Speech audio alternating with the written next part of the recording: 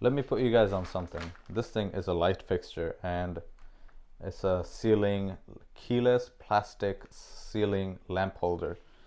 So I get this all the time. I always have at least one of these in my toolbox, just because this thing is plastic and it's so simple. It's just a light holder here, and on the other side we have the terminals, very clean and nice and very easy to use and install.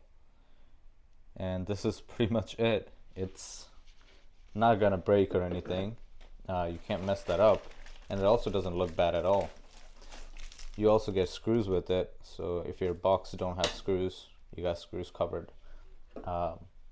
Yeah, this is very simple, and you just need a light bulb to have this working, and no matter how much you drop it, you're probably not gonna break it. This thing is hard plastic. It's pretty chill. I love these things. And if you don't have switch, what you can do is grab one of these. I also keep one of these. These have the string to it, so yeah, if you don't have, you just have a power source, you can just put these on and then pull the string. Just keeping this thing got me so much money, because people are just like, hey, since you're here for an electrical work, can you just put a light here?